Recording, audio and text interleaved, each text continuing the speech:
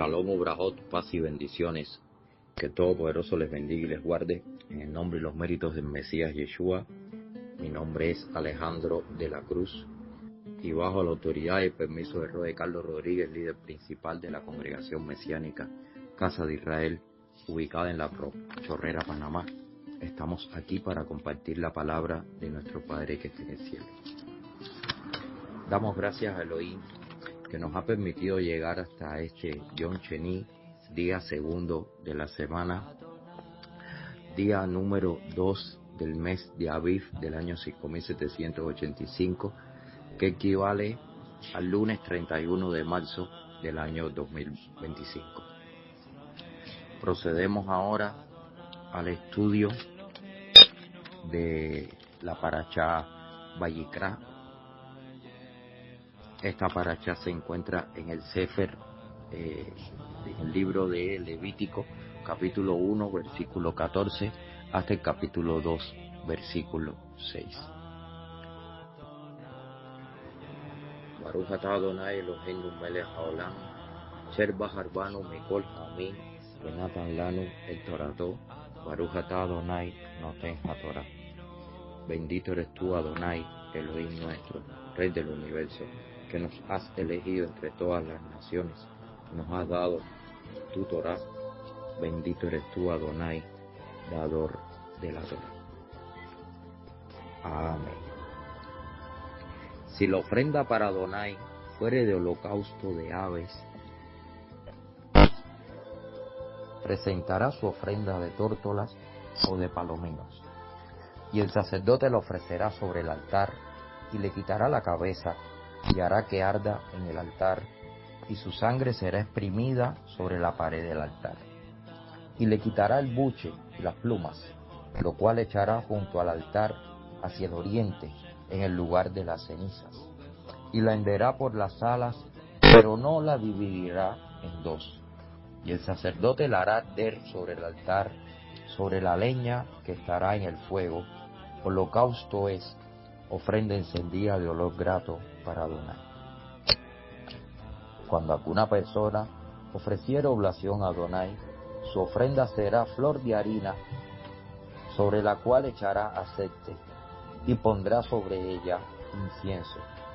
Y la traerá a los sacerdotes, hijos de Aarón, y de ello tomará el sacerdote su puño lleno de la flor de harina y de aceite, con todo el incienso, y lo hará arder sobre el altar para memorial. Ofrenda encendida es de olor grato a Adonai. Y lo que resta de la ofrenda será de Aarón y sus hijos. Es cosa santísima de las ofrendas que se queman para Adonai. Cuando ofrecieres ofrenda cocida en horno, será de tortas de flor de harina sin levadura amasada con aceite, y hojaldres sin levaduras untadas con aceite. Mas si ofrecieres ofrenda de sartén, será de flor de harina sin levadura amasada con aceite, la cual partirás en piezas y echarás sobre ella aceite. Es ofrenda. Baruch atah Adonai Eloheinu melech haolam, asher natan lanu Torah emet, v'hayeh olam nadav betohenu. Baruch atah Adonai noten haTorah. Bendito eres tú, Adonai, Elohim nuestro, Rey del universo, que nos has dado la Torah de veracidad y que implantaste vida eterna dentro de nosotros. Bendito eres tú, Adonai, dador de la Torah. Amén. Seguimos ahora en el estudio de esta primera parashá del libro de Vayikra, del libro de Levítico, más conocido como el libro de Levítico, el tercer libro de la Torá. Este Sefer, estamos en la segunda aliyá, que va desde el capítulo 1, versículo 14, hasta el capítulo 2, versículo 6. Desde el versículo 14 hasta el 16 se continúa hablando del sacrificio Olá, que ha sido traducido al español como holocausto. Y Olá sabemos ya que viene de la raíz Alá, que significa subida, ascensiones. O sea, es el tipo de sacrificio que se hacía en olor fragante a Adonai, y la víctima se entregaba completamente a Adonai y se consumía en el altar. Y en estos versículos del 14 al 16 se habla de los requerimientos específicos si lo que se ofreciere ya no fuera ni vacuno, ni ovejuno, ni ganado de carnero, sino si se ofreciera, en este caso, si vamos allá al versículo 14, dice: si se ofrecieren aves, estas aves iban a ser tórtolas o iban a ser palominos. Y también están hablando de los procedimientos para ejecutar la muerte de este animal, de esa ofrenda, cuáles debían de ser los procedimientos adecuados para que esa ofrenda fuese completamente aceptada por Adonai. Si vamos ahora al capítulo 2 del libro de Levítico, ahí está hablando ahora de un nuevo tipo de korbanot, de sacrificio, y está hablando aquí de la minjá, que es la llamada ofrenda vegetal. Y se empieza hablando de la ofrenda vegetal, que tiene que ver con que esta ofrenda vegetal debe ser de flor de harina. Lo primero que se habla, capítulo 2, versículo 1, dice: cuando alguna persona ofreciere oblación a Adonai, su ofrenda será flor de harina, sobre la cual echará aceite y pondrá sobre ella incienso. Y este es un tipo de, esto es cuando se traía la ofrenda, y esta ofrenda era tomada con el puño por parte del sacerdote, de los hijos de Aarón, y entonces se hacía arder en el altar como un memorial. Todo eso está en el versículo 2. Ahora bien, en los versículos del 4 al 6 está hablando de la misma ofrenda vegetal, pero esta vez ofrecida de una manera diferente. Ofrecida tanto cocida en horno, versículo 4, capítulo 2, versículo 4 dice: cuando ofrecieres ofrenda cocida en horno, será de tortas de flor de harina, sin levadura, amasadas con aceite, y hojaldres sin levadura, untados con aceite. Aquí hay otra manera diferente de preparar la flor de harina. Y en el versículo 5 está hablando de otra manera de preparación que es diferente también, que es cuando se ofrece, cuando esta ofrenda se hace en sartén. Ya no es en horno, ahora es en sartén. Y también lleva harina, harina sin levadura, y esta unión está amasada también con aceite. Ahora bien, ¿qué tienen en común todas estas? Vamos a ir viendo algunas palabras y algunos elementos que están presentes en esta liga. ¿Qué tienen en común todas estas indicaciones? Tanto del olá, de las aves, que tenía que ver con las tórtolas, con los palominos, como de la minjá y la forma de hacerse. Y lo que tienen en común todas ellas, la minjá, la flor de harina, la presencia del incienso, del lebanón, la presencia también de la flor de harina, de la ausencia de levadura, la presencia del shemen, del aceite. Todo esto, bueno, ¿por qué? ¿Qué tienen en común todas estas ofrendas? Y tienen en común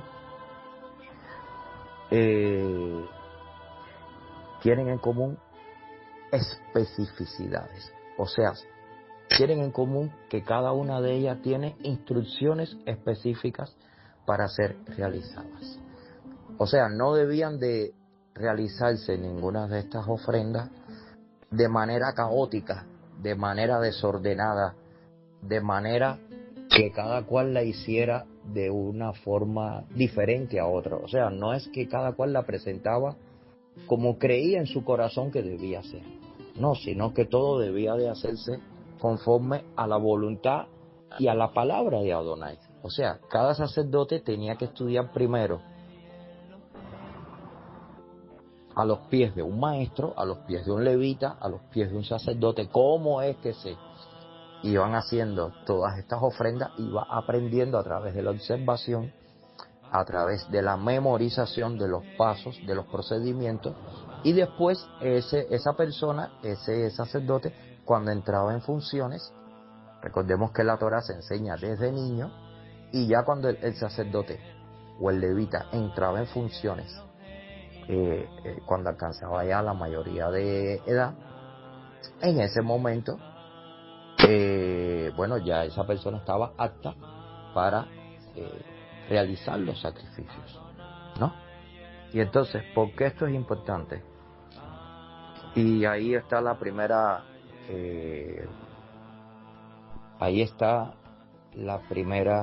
enseñanza espiritual de este pasaje. Debemos de hacer las cosas conforme a la voluntad de Adonai y a su palabra. No de acuerdo a nuestros sentimientos, no de acuerdo a nuestras ideas, no de acuerdo a nuestros pensamientos. ¿Por qué? Porque es muy fácil equivocarse. Es muy, muy, muy fácil. Es más, si Adonai no revela la forma apropiada de que el hombre se acerque a él, no hay manera alguna de acercarse a Adonai. ¿Por qué? Porque Adonai es un Elohim Kadosh, Elohim santo, un Elohim que está apartado del pecado, y el hombre es un ser caído. Entonces no hay manera de que el hombre pueda indagar y conocer los misterios de Elohim, si no es que Elohim se revela al ser humano. Entonces tenemos que tener primero esto presente en nuestra mente, que es Adonai el que quiere relacionarse con el ser humano, es Adonai el que toma la iniciativa con el ser humano, es Adonai el que da las instrucciones. ¿Por qué? Porque nosotros somos, la Biblia dice que nosotros somos hechura suya. La Biblia dice que Él es el alfarero y que nosotros somos las vasijas. Entonces Adonai fue el que nos hizo y no nosotros a nosotros mismos. Entonces, para que Adonai es el que conoce cómo funciona verdaderamente nuestro cuerpo, cómo funciona nuestra naturaleza espiritual, que tristemente está caída en estos momentos. Algún día estará restaurada, pero ahora mismo está en un estado de caído. Entonces, ¿qué es lo que quiere Adonai? Primero, que estudiemos su palabra, que nos conozcamos su palabra y que sigamos sus instrucciones al pie de la letra. Al pie de la letra. Eso es lo primero.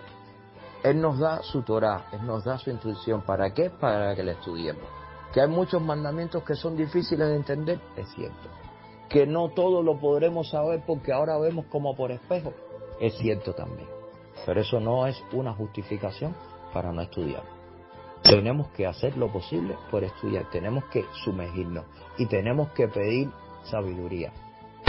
El apóstol Jacobo, que se conoce, que está en la Biblia como Santiago, él dijo: el que tenga falta de sabiduría, pídala. Porque el que pide sabiduría, la va a recibir. Entonces, eso es lo que quiere Adonai hacer con nosotros. Y por eso Él pone esta serie de condiciones. Y por eso es que Él da esta serie de instrucciones, para que sean instrucciones exactas. Es como si nosotros tuviéramos una televisión o tuviéramos un equipo electrodoméstico determinado. Todo manual, todo equipo electrodoméstico, una televisión, una computadora, una lavadora, todo viene con instrucciones precisas. Cada botón tiene una especificidad, cada elemento tiene su propósito, su función. Uno no está en función del otro. Entonces, si nosotros no sabemos utilizar bien esos botones, por supuesto que el televisor no va a funcionar. Por supuesto que la computadora no va a funcionar. Por supuesto que la lavadora no va a funcionar. Y muchas veces nos preguntamos por qué no avanzamos en la vida y por qué se producen esas especies de cortocircuitos espirituales en nuestras vidas. Y es porque no nos estamos alineando a la voluntad de Adonai. Queremos hacer nuestra voluntad y no la voluntad de Adonai. Y ahí es donde vienen los problemas. Entonces tenemos que buscar de Adonai, tenemos que primeramente conocer su voluntad para después poder obedecerle. Eso es lo que tenemos que hacer. Y por supuesto tener un corazón contrito y humillado. Un corazón humilde. Para poder aceptar todo lo que Adonai diga. Entonces, vamos a ver algunos elementos de esta aliyah que podemos ir tocando. Ya vemos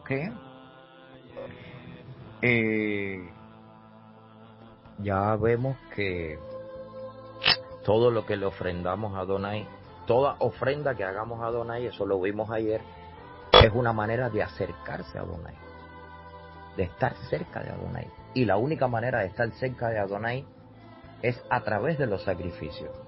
Y ya vimos estos dos ejemplos. Vimos el ejemplo de el sacrificio Olá, que significa holocausto, que significa entregarnos completamente a Adonai. Y vimos también ahora el minjá, que es el sacrificio, la ofrenda vegetal, ¿no? Es interesante, la flor de harina, la palabra hebrea que aparece ahí se llama solet. Y eso se traduce como flor de harina. Los otros elementos son el shemen, el aceite y el lebanón, el incienso. Pero es interesante la palabra flor de harina, porque muchas veces cuando vemos esta palabra flor de harina no entendemos muy bien lo que significa. La flor de harina significa la harina de grano más fino, la harina de más calidad. Y eso también nos habla, de hecho la Biblia Dios habla hoy lo traduce así. Dice, ofrecerás harina finísima y de gran calidad a Adonai. En vez de decir flor de harina, dice eso. Y es muy interesante esto, porque la harina de más calidad, la harina de las personas que tenían un poco más de recursos, era este tipo de harina, que se conocía como solet, se conocía como flor de harina. Y de ahí viene la palabra flor de harina, viene la palabra flour, que significa harina en inglés.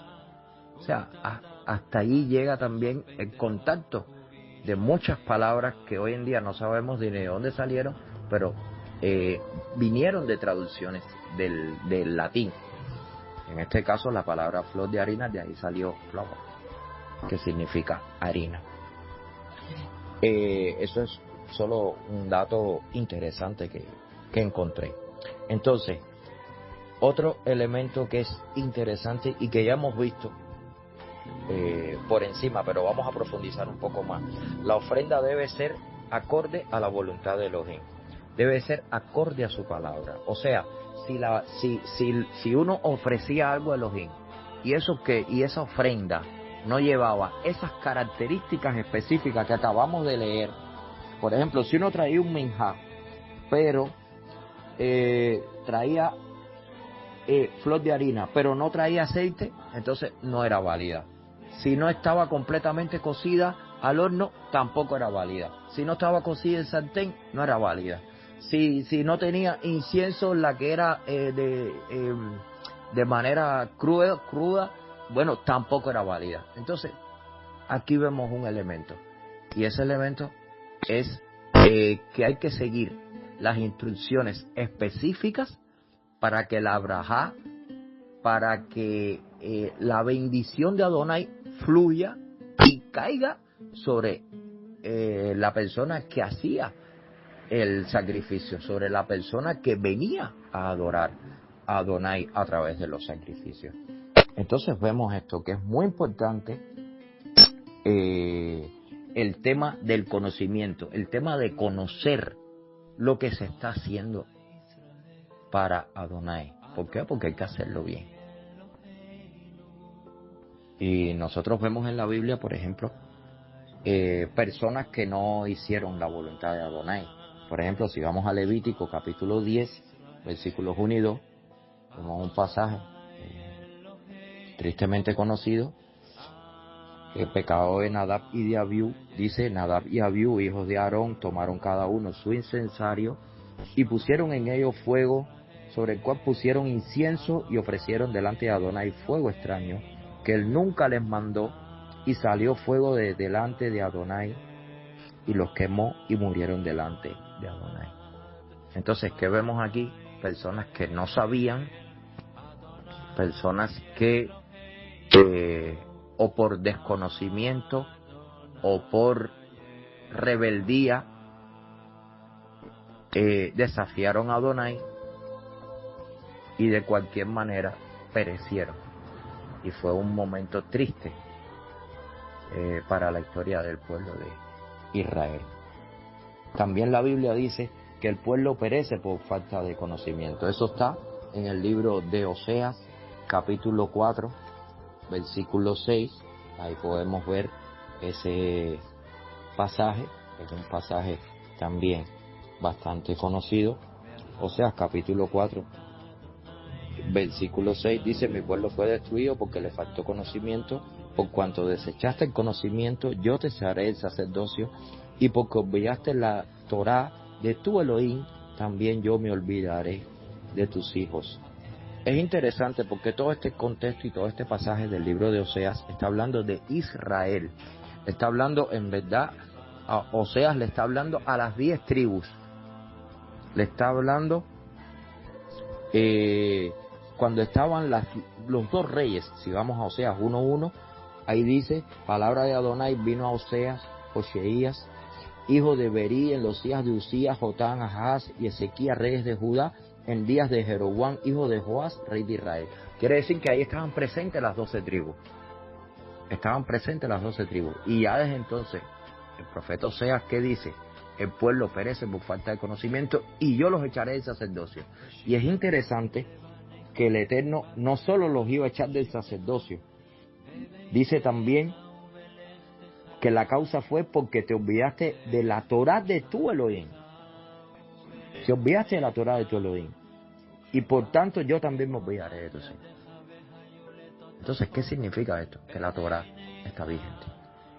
La Torá está vigente. La Torá es perfecta, que convierte el alma. La Torá es más preciosa que el oro, y que mucho oro refinado. Tenemos que buscar de la Torá, y tenemos que comprender hasta donde podamos los estatutos y los mandamientos de Adonai, porque allí hay sabiduría. En ellos, en la Torá, están escondidos todos los tesoros de la sabiduría. Si vamos a otro texto, en Oseas 6:6, también ahí cerca, dice: misericordia quiero y no sacrificio, y conocimiento de Elohim más que holocaustos. ¿Por qué? Porque ocurre que cuando tú ofreces una ofrenda, pero tú no sabes, no lo estás haciendo con kavaná, con entendimiento, esa ofrenda Adonai no la está recibiendo directamente. ¿Por qué? Porque puedes estarle ofreciendo algo malo. Ese es el problema. Aquí el fin no justifica los medios, sino que hay que hacer las cosas bien para Adonai, porque Él es Rey de Reyes y Señor de Señores, y nosotros hemos decidido obedecerlo. Es más, nosotros nos olvidamos a veces del contexto en el que fue escrita las Escrituras, en un tiempo en que los señores eran reyes absolutos, eran señores absolutos. Si tu amo, y había muchísimos esclavos, y habían también trabajadores libres, pero que tenían sus compromisos. Entonces, si a ti te mandan a hacer algo de una manera determinada, tú tienes que hacerlo. Ese es el contexto de aquella época, no el contexto actual en el que todas las personas viven en rebeldía todo el tiempo, y que no quieren obedecer a sus jefes en sus trabajos, no quieren obedecer a sus padres, los jóvenes no quieren obedecer a sus padres en las casas, los niños no quieren obedecer a los maestros en las escuelas, los desafían. Es triste, es muy triste, porque tiene que haber orden, tiene que haber una jerarquía, tiene que haber una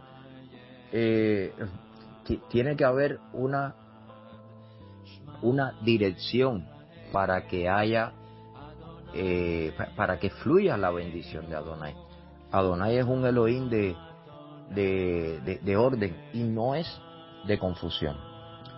Si vamos también a Juan 4:21, vamos a ir un momentico, dice Yeshua está hablando con la mujer samaritana y dice Juan 4:21, mujer, créeme que la hora viene cuando ya ni en este monte ni en Jerusalén adoraréis al Padre, porque vosotros adoráis lo que no sabéis, nosotros adoramos lo que sabemos, porque la salvación viene de los judíos. ¿Por qué? Porque los samaritanos creían que por estar en el monte de Gerizim y en el monte y porque Jacob había sido su antepasado, bueno, pues ya ellos estaban haciendo eso bien. Incluso los samaritanos tenían su propio Pentateuco, sus propias escrituras, que tienen muchísimas diferencias con la escritura verdadera, y tenían su propio sistema también, su propio sumo sacerdote. Bueno, ¿para qué? Tienen muchas cosas. Y por eso es que Yeshua les dice, no, ustedes no son, ustedes adoran lo que no saben. La salvación viene de los judíos. Y a quien estaba hablando de Yeshua, está hablando de sí mismo, porque él es el Mashiach de todo Israel. Entonces, hermanos, hay que adorar a Adonai en espíritu, en verdad, en Rúa y en Emet, en los dos. Y yo quería, ya finalizando este tema, el tema del conocimiento, el tema que de hecho lo voy a seguir comentando en días siguientes, pero es un temita rápido que quiero tocar con ustedes. Hay que adorar a Adonai en espíritu y en verdad. No solamente en espíritu, no solamente estar supuestamente con manifestación, con carismas, con dones espirituales y con manifestaciones supuestamente espirituales, y de las cosas que ustedes ven a veces en video y que son verdaderamente difíciles de ver, también están, pero tampoco hay que adorar únicamente a través de la letra, del conocimiento. No, hay que hacer un balance, tienen que estar las dos presentes. ¿Por qué? Porque el Rúa, el Espíritu, inspiró la palabra, pero también la palabra ahora produce y envía semillas para que esas semillas caigan en campos y en buena tierra y dé abundante fruto en cada uno de nosotros. Entonces, ¿cuál era el tema que yo quería tocar ahora con cada uno de nosotros? Que hay que adorar en espíritu y en verdad y tener conocimiento. Quiero que hablemos de un tema que es que a lo mejor a veces las personas no tocan, y es cuando se tergiversa la escritura. La escritura, la Biblia dice que maldito será aquella persona que le añade o le quite a ella. Eso está en Deuteronomio. O sea que no se le puede añadir ni quitar a la escritura absolutamente nada. Uno puede hablar inspirado por el Ruach HaKodesh. Uno puede dar una exhortación, una enseñanza, una palabra inspirado por el Ruach HaKodesh. Ahora, lo que uno no puede hacer es añadir ni forzar la escritura ni decir algo que la escritura no dice. Y hay una secta que tristemente ha tergiversado la escritura en muchos aspectos, y esto hay que denunciarlo, porque a lo mejor hay personas que no lo conocen, pero sí son personas que constantemente hacen un trabajo de proselitismo, y no podemos caer en ese tipo de engaños. Y me estoy refiriendo a las personas que vienen de los testigos de Jehová. ¿Y por qué estoy diciendo que ellos han tergiversado las escrituras? Bueno, porque ellos tienen los testigos de Jehová existen a partir del siglo XIX. O sea, es una denominación relativamente joven. Únicamente en el siglo XIX aparecieron en los Estados Unidos. Y después, bueno, se diversificaron, pasaron a muchas partes del mundo. Pero en el siglo XX ellos al inicio tenían su propia, utilizaban las Biblias que existían en ese momento. La Reina Valera de 1909, utilizaban la King James, utilizaban determinadas escrituras, y esas eran las que ellos utilizaban y no había ningún problema. Pero después ellos inventaron una Biblia que es la que ellos reconocen como la Biblia oficial de los Testigos de Jehová. Esta traducción se llama la traducción del Nuevo Mundo. Se llama la traducción del Nuevo Mundo. Y es una Biblia que, bueno, para empezar, es una Biblia que no está reconocida catedráticamente por absolutamente nadie. ¿Por qué? Porque si uno va al cuerpo, a quienes fue el cuerpo traductor, o sea, el equipo de traductores, no hay absolutamente nadie, porque ellos dicen que ese equipo permanece, que el Señor mismo fue el que les reveló a ellos cómo era la traducción del Nuevo Mundo. Entonces, ¿qué problema tiene la Biblia de los Testigos de Jehová, que se llama traducción del Nuevo Mundo? Tienen muchísimos textos que están alterados, muchísimos. Yo solo voy a tomar 3 o 4 para poner de ejemplo. Y quiero, a partir de mañana, si el Eterno me lo permite, seguir ahondando un poco más en todos estos temas, porque tienen que ver con este tipo de personas. Y bueno, si en algún momento hay posibilidad de compartir algo con ellos, ellos son muy renuentes a compartir con alguien, pero por lo menos que no queden del lado de nosotros y que nadie venga a querer engañarnos a ninguno de nosotros. Por ejemplo, si nosotros vamos a Juan 1:1, en esta Biblia que ellos tienen, que es la Biblia de los Testigos de Jehová, esta Biblia en Juan 1:1 dice: en el principio la palabra existía, la palabra estaba con Elohim y la palabra era un Dios.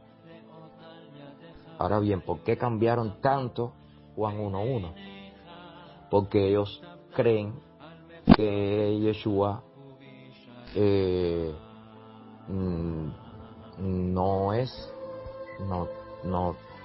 no contiene naturaleza divina.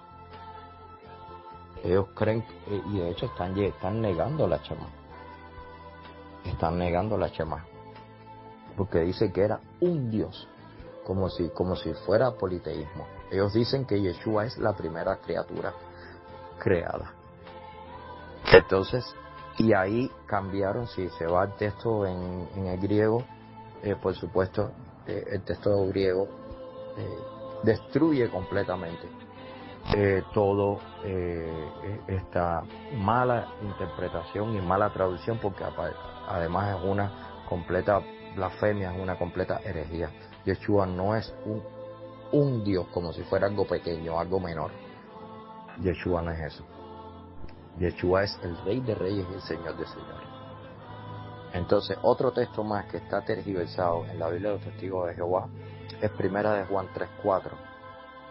Y en este texto, porque es una Biblia que cuando uno la profundiza un poquitico nada más, uno le pasa a alguno, ellos siempre están buscando palabras rebuscadas para engañar a las personas. Son palabras que no son de significado fácil, o sea que no es un lenguaje fácil.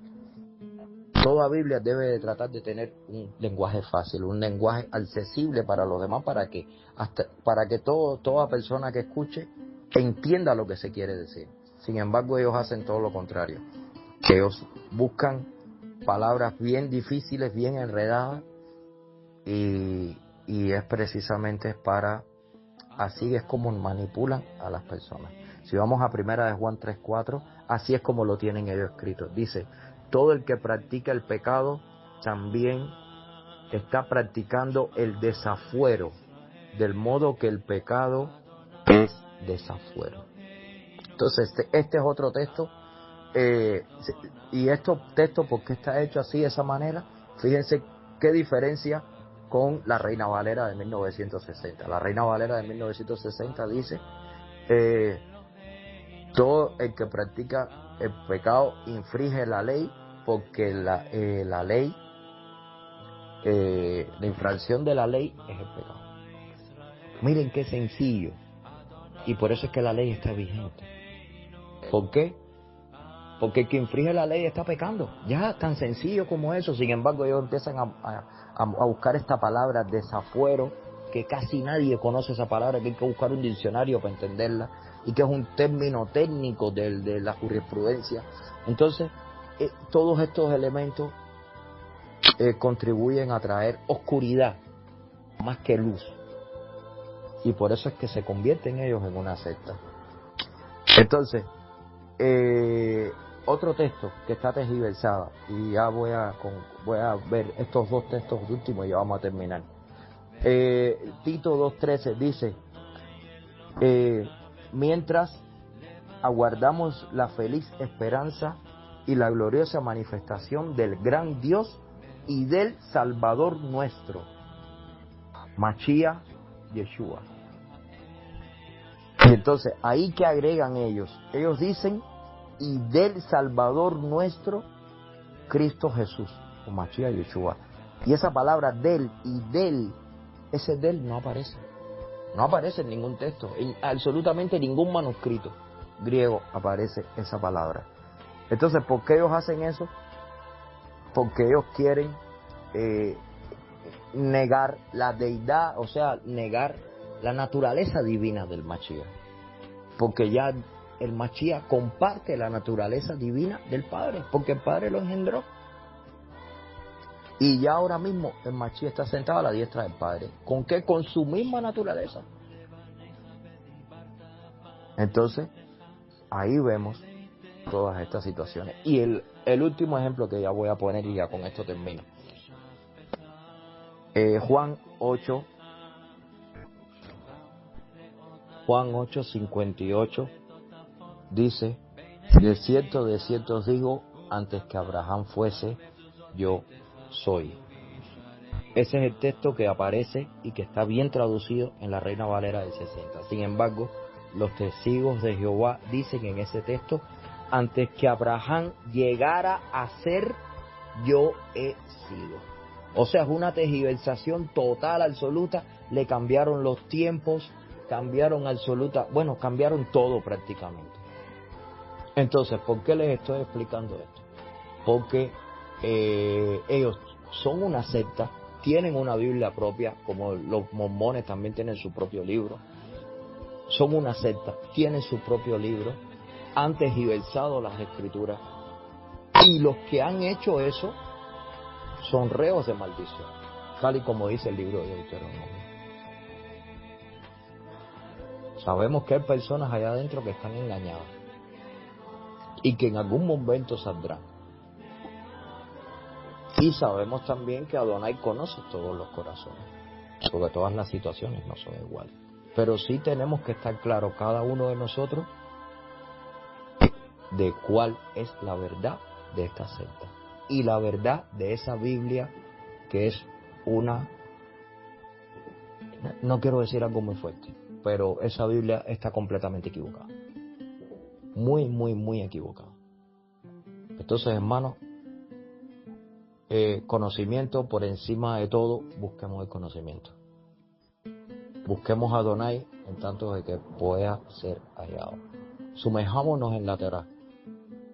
Cada día busquemos más a Adonai, para que vengan tiempos de refrigerio sobre nuestra vida. Busquemos el conocimiento, busquemos su presencia, y que Él se revele cada día, para que vayamos de gloria en gloria y de victoria en victoria. Que el Eterno les continúe bendiciendo. Shalom, hermanos. Shema Israel, Adonai Eloheinu.